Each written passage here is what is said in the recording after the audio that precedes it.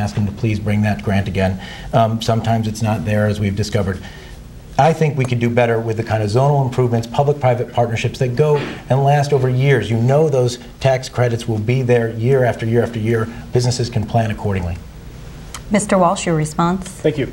I know there's no rebuttals, but I just have to go back to the last point. I've had countless town meetings on specific topics over the years, and I'm not sure what the point was that he made, but also, I thank you for mentioning the empowerment zone. I passed that legislation. That was my legislation. And we do need to update legislation periodically. The big problem for New York is Albany. We now are exporting jobs faster than any other state in the union, and we're losing our young people faster than any other state in the union. That's not federal activity that causes that, it's state. It's high taxes, high regulation, high energy costs, high workers' compensation rates. So we have to live with that. That's our environment. And hopefully the people will make some wise decisions this fall regarding the leadership in New York State. But I have worked every day to try to grow our economy and to create the new technologies and new ideas that we need. And I've been through the Appropriations Committee, we've helped to build all the centers of excellence across New York State. In Buffalo, the Center for Bioinformatics. In Rochester, Ontario County, the Infotonics Center. Here at Syracuse, we've got over $15 million federal money, EPA money, in the Center of Excellence for Environmental Systems and Energy. In fact, one of the things that they're studying here is how to provide cooling, lake cooling, bringing Lake Ontario water to Syracuse to chill the air, to air condition this building, for example, like Cornell does, or downtown, or the new Destiny project. We provided funds to develop the new technology garden downtown, the new incubator center. We've helped with the university's South Side Incubator Center to support small business growth. It never ends, but one of the best things we did was we cut everybody's taxes, including some businessmen.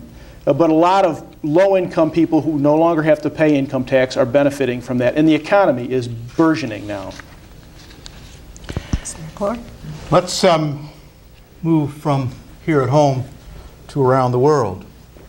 In the last week, 2 national polls indicate that 7 out of 10 Americans want to send congressional representatives to Washington on November the 8th who will work to change American foreign policy. Why do you think this highly unusual consensus about foreign policy is driving a midterm election for the House of Representatives? And what changes would you propose, if any, in America's actions around the world? We begin with you, Mr. Walsh. Thank you, Bob. I think more than anything else, it's the war in Iraq. I think, when we initially went into Iraq, there was a bipartisan vote, Republicans and Democrats. Senators Schumer and Senator Clinton voted for it, as did I and most of our colleagues in New York. But since that time, it's been very, very difficult.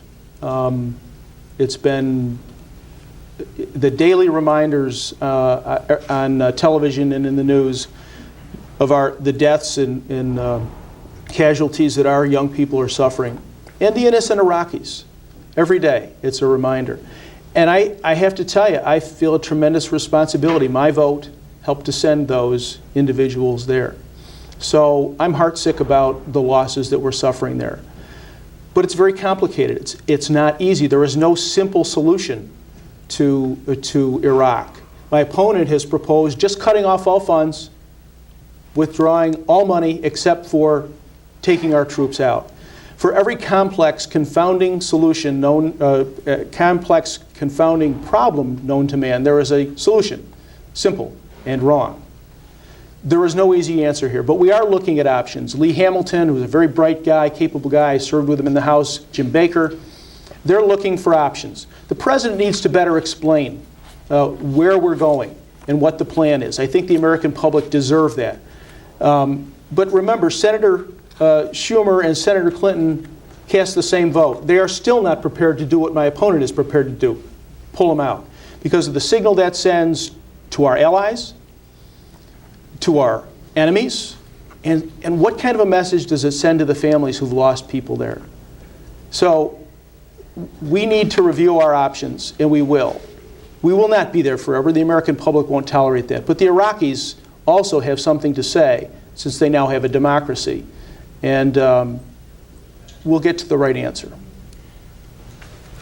Thank you. Well, first of all, Mr. Walsh is grossly misstating my position. And in fact, the legislation that he quotes as evidence of this position clearly states that not only would there be funding continuing for the safe and orderly withdrawal of the armed forces, but it would also ensure the security of Iraq and the transition to democratic rule, including using, providing financial assistance or equipment to the Iraqi security forces and international forces in Iraq. So there's no just cutting off funds.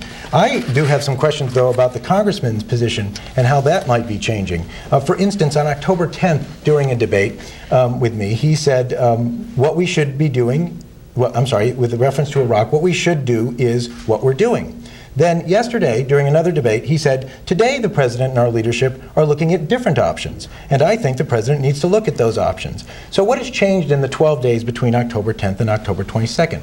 The only thing I can find that has changed, since the situation on the ground in Iraq seems to be the same, is that the president and the National Republican Party have shifted their positions. They've looked at the polling and they've figured out where the American people are, and they've shifted their positions, and Mr. Walsh, as he almost always does, 9 out of 10 times, has gone with them. The situation in Iraq is a real problem, and I share the huge concern for our troops.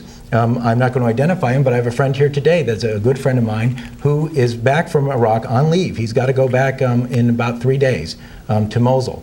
And he is doing the best job he can, as his unit is doing. But the fact is, creating democracy, taking warring parties and making them get along is not a military mission. We need to get our military out of there, because right now they're not able to do any good there. But what they can do is good in other places, such as Afghanistan and here and other places. And we need to let the generals figure out the details. I'm not saying a specific date. And then let the international community work out a solution. Thank you both. Our next question is about college education. The average college tuition has increased from $4,400 in 1984 to $14,400 in 2004, a whopping 224% increase. Many parents are taking out home equity loans, and many students are taking out federal student loans. According to the Center for American Progress, the average student will leave college with loans of $17,500. In July of this year, federal Stafford loans increased to the highest point in 16 years to 6.8%.